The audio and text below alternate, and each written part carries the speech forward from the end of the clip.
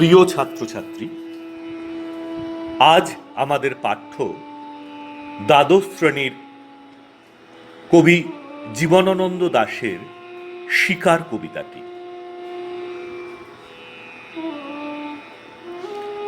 কবির জন্ম 17 ফেব্রুয়ারি 1899 সালে বরিশাল জেলা, বর্তমান বাংলাদেশে। তার মৃত্যু 14 অক্টোবর 1954 খ্রিস্টাব্দ, কলকাতার এক ট্রাম দুর্ঘটনায়। কবির বাবার নাম পিতা সত্যানন্দ দাশ, মাতা কুসুম কুমারী দেবী। কবির উল্লেখযোগ্য কাব্যগ্রন্থগুলি হল ঝরা পালক, ধূসর পাণ্ডুলিপি, মহাপৃথিবী, বনলতা সেন, সাতটি তারার তিমির, রূপসী বাংলা, শ্রেষ্ঠ কবিতা ইত্যাদি ইত্যাদি। তার উল্লেখযোগ্য কথা সাহিত্য নিরুপমা যাত্রা, কারুবাসনা, জলপাইহাটি, প্রেতিনীর রূপকথা, প্রবন্ধ গ্রন্থ কবিতার কথা। কবির বিখ্যাত একটি পংক্তি, তুমি আর কেঁদো না কো, উড়ে উড়ে ধানসিঁড়ি নদীটির পাশ। এবার আমরা কবির জীবন দর্শন নিয়ে একটু আলোচনা করি। কবি জীবনানন্দ দাশ সুরিয়ালিস্টিক কবি বা পরাবাস্তববাদী কবি। আসলে কবি জন্মান্তরবাদে বিশ্বাসী, তাই তো তাঁর কলম থেকে উঠে আসে, আবার আসিব ফিরে ধানসিঁড়ি তীরে তীরে এই বাংলায়, হয়তো মানুষ নয়, হয়তো বা শঙ্খ চিল শালিখের বেশে। এখানে লক্ষ্য করো, আবার শব্দের ব্যাপকতায় লুকিয়ে আছে কবির পরাবাস্তবতা ভাবনা। আবার তিনি ফিরে আসতে চান। আসলে কবির জীবন দর্শন ও কবির কবিতাতে বাংলাদেশ ও বাঙালির প্রতি যে অসম্ভব ভালোবাসা, সে কথাগুলোই তার কবিতায় বারবার ঘুরে ফিরে আসে। আসলে তিনি তার বাংলাকে শুধুমাত্র একটি দেশ, প্রকৃতিকে নিছক প্রকৃতি রূপে দেখেননি। তার কাছে বাংলাদেশ, বাংলার প্রকৃতি হয়ে উঠেছিল ইন্দ্রিয় গ্রাহ্য, শরীরী সত্তায় মূর্তমান। কবির কাব্য বৈশিষ্ট্যর দিকে যদি আমরা তাকাই, তাহলে আমরা তার কিছু বৈশিষ্ট্যকে সূত্রাকারে তোমাদের সামনে তুলে ধরতে পারি। প্রথমেই রয়েছে তার কাল সচেতনতা, 2 ইতিহাস বোধ, 3 ক্লান্তিবোধ, 4 হতাশাবোধ, 5 মৃত্যু চেতনাবোধ, 6 পলায়নবাদিতা, 7 প্রেম ও প্রকৃতি ভাবনার নতুনত্ব, যার কথা আমরা একটু আগেই বলেছি।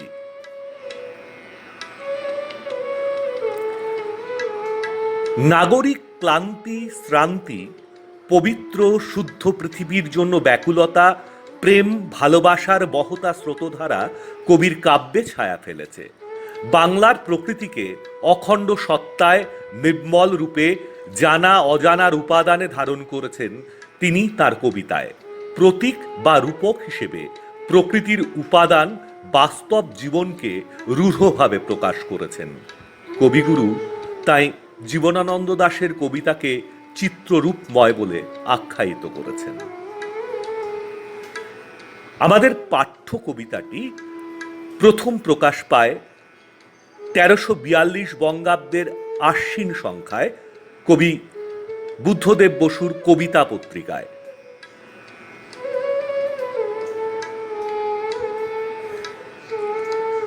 পরবর্তীকালে মহাপৃথিবী এবং আরও পরে বনলতা সেন কাব্যগ্রন্থে এই কবিতাটি ঠাঁই পায়। কবিতার গঠন সম্পর্কে যদি আমরা আলোচনা করি, তাহলে দেখব শিকার এমন একটি শব্দ, তা যেমন করা যায় তেমনি হওয়াও যায়। এ প্রসঙ্গে একটু জেনে রাখো, আসলে আমাদের যে পৃথিবী, এ পৃথিবীতে শিকার এবং শিকারী এই দুটি শব্দ প্রকৃতির এবং জীবনের অনুষঙ্গেই থাকে। আসলে আমাদের যে বাস্তুতন্ত্র, সেই বাস্তুতন্ত্রের থেকে যায় খাদ্য ও খাদকের সম্পর্ক। তাই প্রথম শ্রেণীর খাদককে গ্রাস করে দ্বিতীয় শ্রেণীর খাদক, এও স্বীকার। তবে চিত্ররূপময় কবি জীবনানন্দ দাশ কোন শিকারের প্রসঙ্গ এনেছেন তা আমাদের জেনে নিতে হবে। এখানে কবিতায় দুটি ভাবের কথা আছে, যা দুটি পর্বে বিশ্লেষ্য। প্রথম পর্বে ভোর, আকাশের রং থেকে শুরু করে আমরা চলে যাব যে ঝিলমিল করছে, অর্থাৎ সবুজ নীল ডানার মতো ঝিলমিল করছে।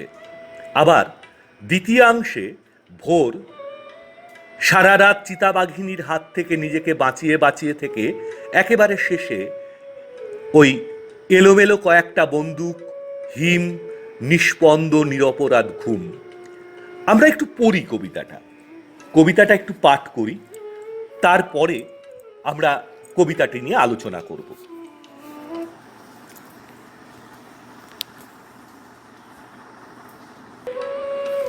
প্রথম পর্বে যেটা ছিল ভোর, সেখান থেকেই আমরা কবিতাটা পড়া শুরু করি। ভোর, আকাশের রং ঘাস ফড়িংয়ের দেহের মতো কোমল নীল, চারিদিকে পেয়ারা ও নোনার গাছ টিয়ার পালকের মতো সবুজ। একটি তারা এখনো আকাশে রয়েছে। পাড়া গাঁর বাসর ঘরে সবচেয়ে গোধূলি বদির মেয়েটির মতো, কিংবা মিশরের মানুষই তার বুকের থেকে যে মুক্তা আমার নীল মদের গেলাসে রেখেছিল হাজার হাজার বছর আগে এক রাতে, তেমনি তেমনি একটি তারা আকাশে জ্বলছে এখনো। হিমের রাতে শরীরে রাখবার জন্য দেশোয়ালিরা সারা রাত মাঠে আগুন জ্বেলেছে, মোরগ ফুলের মতো লাল আগুন। শুকনো অশ্বত্থ পাতা দুমড়ে এখনো আগুন জ্বলছে তাদের। সূর্যের আলোয় তার রং তোমাদের বয়ে আছে কুসুমের মতো, এটা হবে কুমকুমের মতো নেই আর, হয়ে গেছে রোগা শালিকের হৃদয়ের বিবর্ণ ইচ্ছার মতো। সকালের আলোয় টলমল শিশিরে চারিদিকের বন ও আকাশ ময়ূরের সবুজ নীল ডানার মতো ঝিলমিল করছে।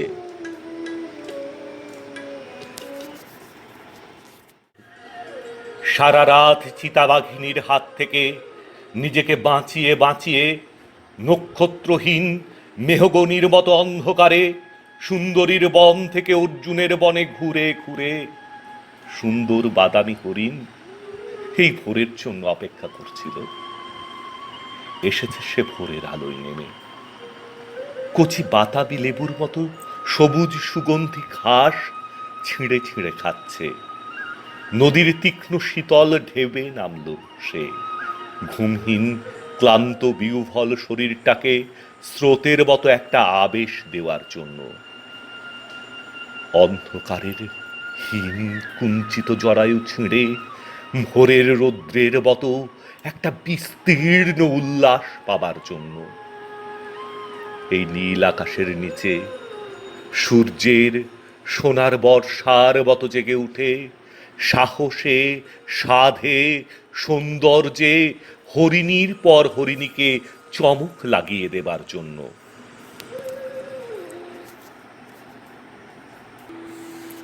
একটা অদ্ভুত শব্দ, নদীর জল মচকা ফুলের পাপড়ির মতো লাল। আগুন জ্বলল আবার, উষ্ণ লাল হরিণের মাংস তৈরি হয়ে এলো।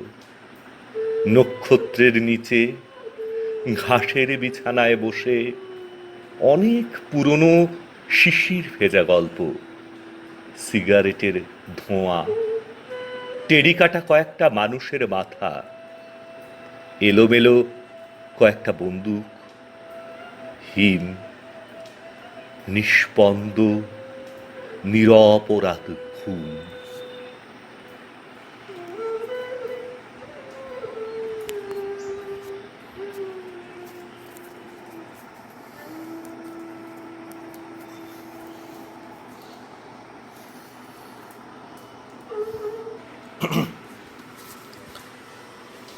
তাহলে আমরা কবিতাটা পাঠ করলাম। এখন তোমাদের সুবিধার জন্য আমরা দুটি তিনটি জিনিস তোমাদের সামনে তুলে ধরছি স্কেচের সাহায্যে। কবিতার যে বক্তব্য বিষয়, ছবিটাকে যদি তোমরা তোমাদের চেতনার সঙ্গে মিলাতে পারো, কবিতাটা শোনার পরে ছবি দুটিকে, যে দুটি স্কেচ রয়েছে সেটিকে যদি তোমাদের চিন্তার সাথে মিলাও, তাহলে কবিতাটা অনেকটা তোমাদের কাছে পরিষ্কার হয়ে যাবে। পাশাপাশি তোমরা এখানে একটি শব্দ পাবে, পেয়েছো, বলেছি আমরা, মচকা ফুল। মচকা ফুল এই শব্দটি তোমাদের কাছে অপরিচিত। এবার খুব স্বাভাবিকভাবেই এটাও তোমাদের জানানোর জন্য আমরা তুলে ধরেছি সেই শব্দটিকেও। জানিয়ে দিয়েছি যে মচকা ফুল বলতে কবি এখানে কি বোঝাতে চেয়েছেন। মচকা ফুল এক ধরনের বিশেষ ফুল বা ফুলের পাপড়ি, দোমড়ানো মোচড়ানো। আসলে এই ফুলটি লাল রঙের হয়। এখানে হরিণের মৃত্যু যে হৃদয়ে ভাঙা যন্ত্রণাকে প্রকাশ করেছে, সেই অর্থকে স্পষ্ট করতেই কবি মচকা ফুলের অনুষঙ্গ ব্যবহার করেছেন।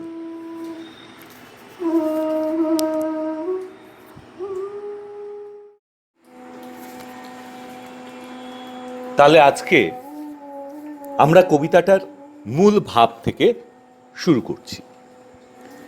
প্রকৃতির স্বাভাবিক নিয়মের মাঝে জীবজগতের বিচিত্র জীব ও মানুষ স্বাভাবিক নিয়মে জন্মায়, বাঁচে, মরে। নানান শারীরিক ও মানসিক প্রয়োজনীয়তা পূরণের চেষ্টায় তারা সর্বদা তৎপর।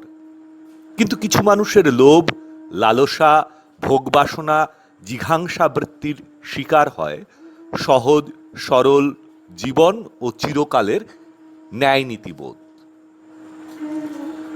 এবার আমরা কবিতাটার নামকরণ অর্থাৎ শিকার নামকরণটা দেখে নিই।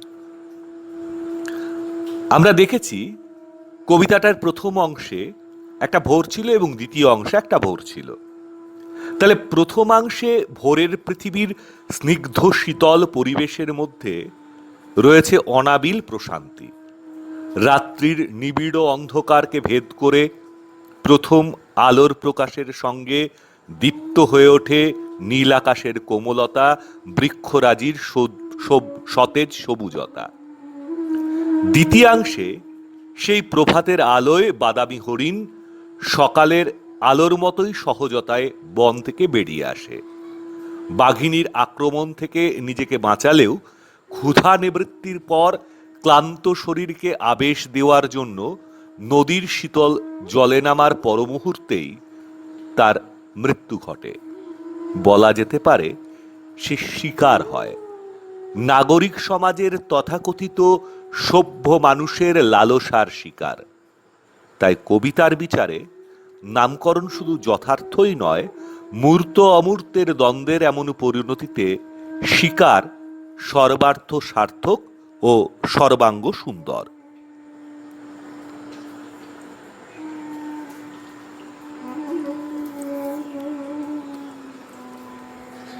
এবার আমরা কবিতাটার যে কাব্য সৌন্দর্য বিশ্লেষণ সেই অংশটায় আসি। ভোর, আকাশের রং ঘাস ফড়িংয়ের দেহের মতো কোমল নীল। কবি ভোরবেলার আকাশের রংকে ঘাস ফড়িংয়ের দেহের মতো কোমল ও নীল বলেছেন। আকাশের কোমল নীলিমার গভীরতা ও ব্যাপ্তি এই বর্ণনার মধ্যে দিয়ে কবি তুলে ধরেছেন। চারিদিকে পেয়ারা ও নোনার গাছ টিয়ার পালকের মতো সবুজ। নোনা আতা জাতীয় একটি ফল। পেয়ারা ও নোনা গাছের রংকে টিয়া পাখির পালকের সবুজ রঙের সাথে কবি তুলনা করেছেন। একটি তারা এখন আকাশে রয়েছে, অর্থাৎ ভোর হয়ে গেছে, তবুও একটি তারা আকাশের বুকে যেন তখনও জল জল করছে। আসলে কি হয়, সন্ধ্যাবেলায় যে সন্ধ্যা তারা ওঠে ভোরবেলায়, সেটাই শুকতারা হয়ে ভোরের আলো ফোটার পরেও বেশ খানিকক্ষণ থেকে যায়। ধীরে ধীরে সেটি মিলিয়ে যায় আলোর তীব্রতার সাথে। কবি এই তারাটিকে তুলনা করলেন পাড়াগার বাসর ঘরে সবচেয়ে গোধূলি মদির মেয়েটির মতো। এখানে আকাশের জাজল্যমান তারা উপমিত একটি মেয়ের সাথে, কিন্তু সেই মেয়েটি আবার গোধূলির মদিরতার সাথে তুলনীয়। কিংবা মিশরের মানুষই তার বুকের থেকে যে মুক্তা আমার নীল মদের গেলাসে রেখেছিল। শেষ রাতের শুকতারাটি ভোরের আকাশে নীল আকাশের বুকে জ্বলজ্বল করছে, যেন মনে হয় নীল মদের গেলাসের মধ্যে মিশরের মানুষের খুলে রাখা মুক্তাটি জ্বলজ্বল করছে। এ প্রসঙ্গে একটা জিনিস মনে রাখা প্রয়োজন, যে একদিকে ওই পাড়া গাঁড় গোধূলি মদির মেয়েটি, অন্যদিকে মিশরের মানুষই। অর্থাৎ কবির যে কাল ও চেতনা, দীর্ঘ সময়ের চেতনা, সেটাও কবি এখানে তুলে ধরলেন। অর্থাৎ প্রকৃতির অপার সৌন্দর্য যুগ কাল পেরিয়েও একই রকম থেকে যায়। পাশাপাশি এখানে ধরা পড়ে যে রাজৈশ্বর্য হোক কিংবা সাধারণের জীবন, সৌন্দর্য পয়সার মাপকাঠিতে পরিমাপযোগ্য নয়। হাজার হাজার বছর আগে এক রাতে তেমনি একটি তারা আকাশে জ্বলছে এখনো। লোকায়ত জীবনের উল্লেখ প্রসঙ্গে হাজার হাজার বছর আগের মিশরীয় মানুষের উল্লেখ করেছেন কবি, যে তার বুকের থেকে মুক্তা কবির নীল মদের গ্লাসে রেখেছিল।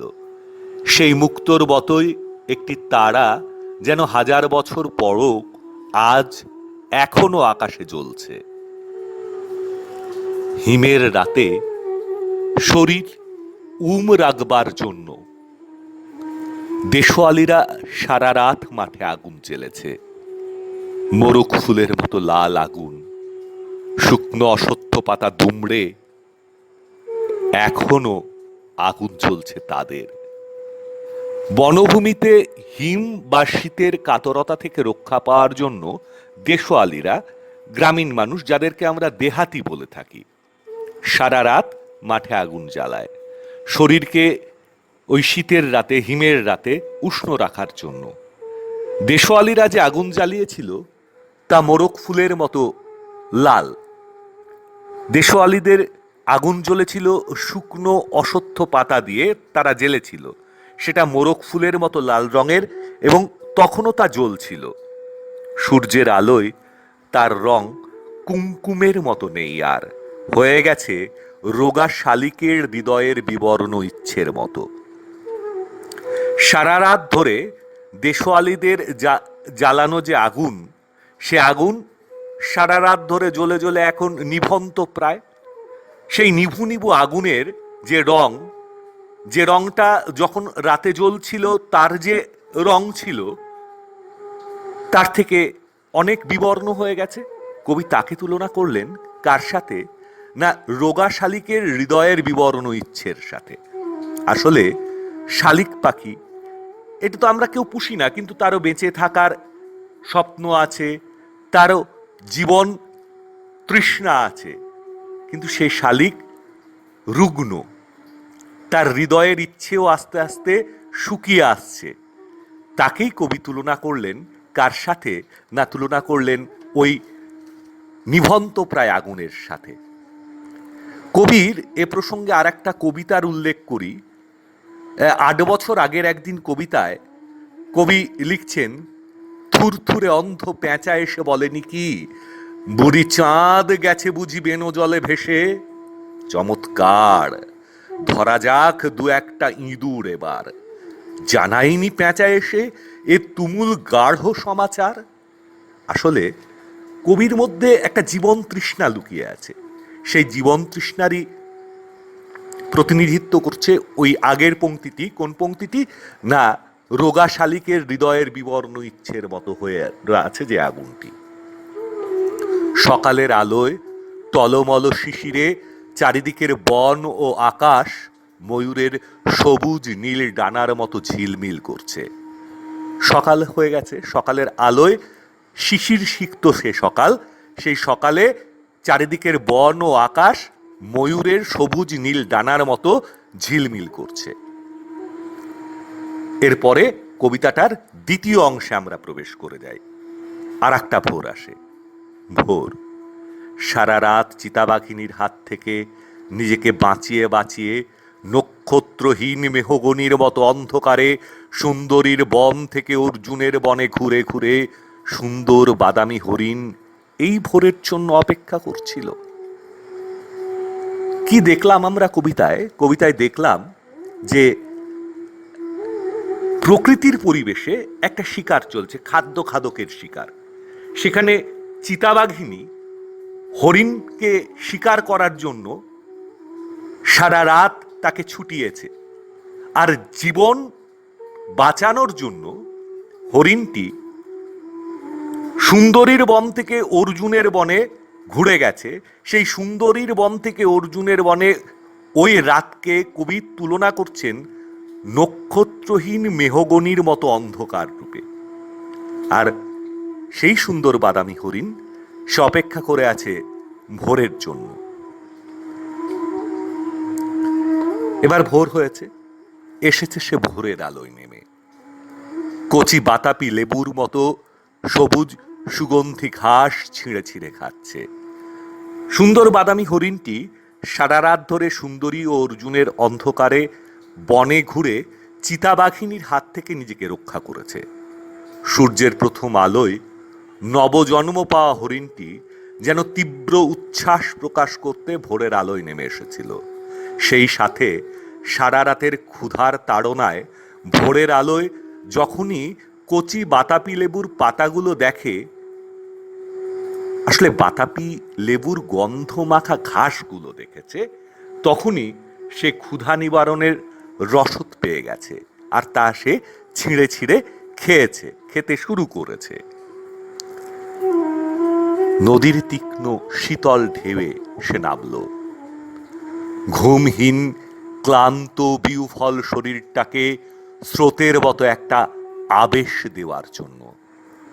সুন্দর বাদামি হরিণটি সারা রাত চিতাবাঘিনীর হাত থেকে নিজেকে রক্ষা করে কচি ঘাস ছিঁড়ে খেয়ে ক্ষুধা মিটিয়ে সূর্যের প্রথম আলোয় নবজন্মের স্বাদ পেয়ে তার ক্লান্তি দূর করার জন্য নদীর তীক্ষ্ণ শীতল জলে গাটাকে এলিয়ে দিয়ে ক্লান্তি দূর করবার চেষ্টা করছিল। অন্ধকারের হিম কুঞ্চিত জড়ায়ু ছিঁড়ে ভোরের রৌদ্রের মতো একটা বিস্তীর্ণ উল্লাস পাবার জন্য। যেমন করে অন্ধকার শীতল জরায়ু ছিঁড়ে নতুন প্রাণ জন্ম নেয়, তেমনি গভীর রাতের অন্ধকার থেকে বেরিয়ে আসে অপাববিদ্ধ ভোর, আসে রৌদ্র। সেই রৌদ্রের মধ্যে দীর্ঘ প্রশান্তি পেতে সেই বাদামি হরিণটি উল্লাস করছিল, মূলত আরও একটা দিন বেঁচে থাকার সুযোগ পাওয়ার জন্য। আসলে এই যে জীবন তৃষ্ণা, এর কথাই বারবার আমরা আলোচনা করছি। এই নীল আকাশের নিচে সূর্যের সোনার মতো জেগে উঠে সাহসে সাধে সৌন্দর্যে হরিণীর পর হরিণীকে চমক লাগিয়ে দেবার জন্য।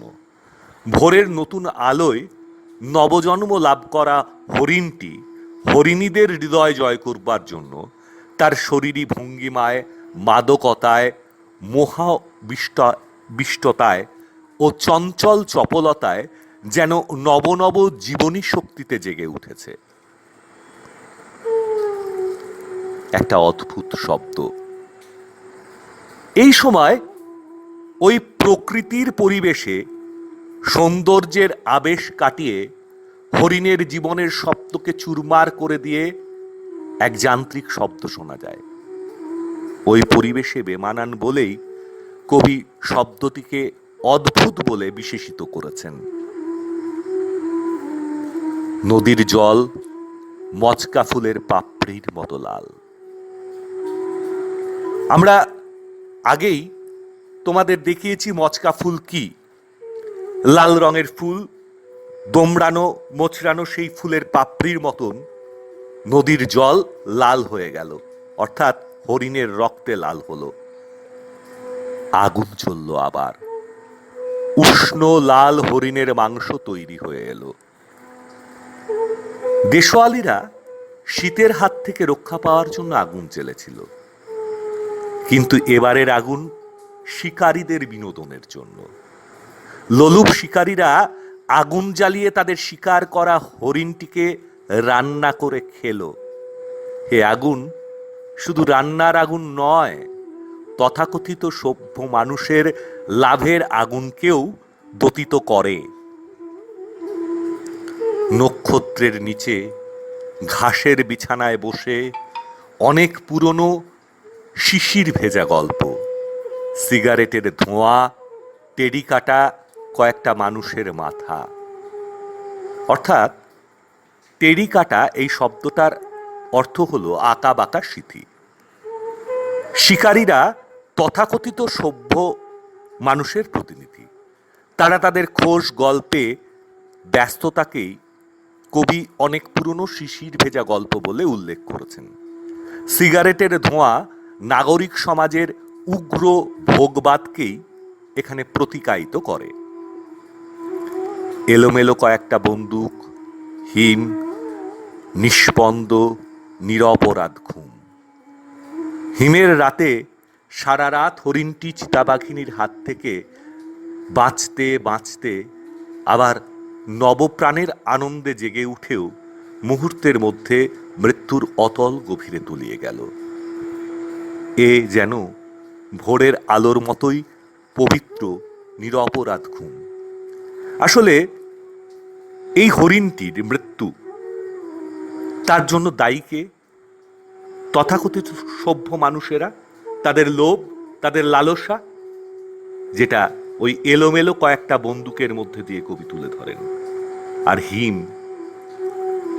এই যে মৃত্যুর হিম শীতলতা এবং একটা চিরন্তন ঘুম, তাকেও কবি তুলে ধরলেন নিষ্পন্দ নিরপরাধ ঘুম এই অংশে।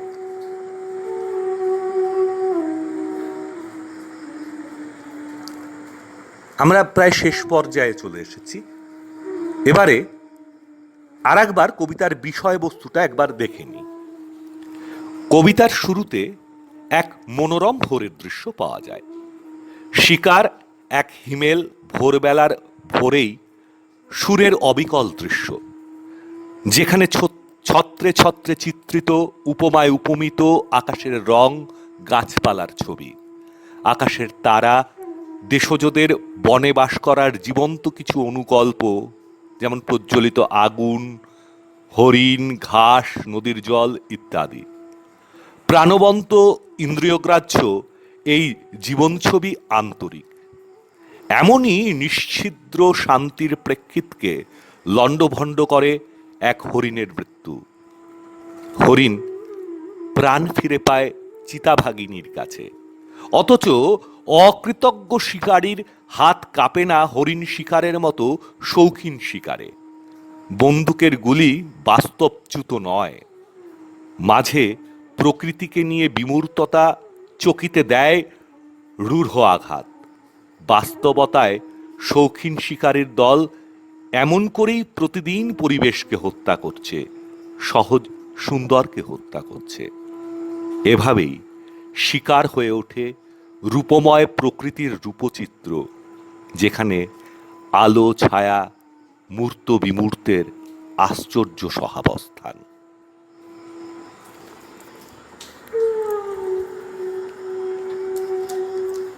আমরা কবির আর একটা কবিতা দিয়ে শেষ করি।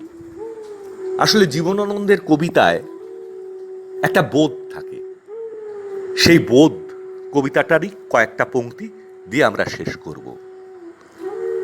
আলো অন্ধকারে যায়, মাথার ভিতরে স্বপ্ন নয়, কোনো এক বোধ কাজ করে। স্বপ্ন নয়, শান্তি নয়, ভালোবাসা নয়, হৃদয়ের মাঝে এক বোধ জন্ম লয়। আমি তারে পারি না এড়াতে, সে আমার হাত রাখে হাতে। সব কাজ তুচ্ছ হয়, পণ্ড মনে হয় সব চিন্তা। প্রার্থনার সকল সময় শূন্য মনে হয়, শূন্য মনে হয়।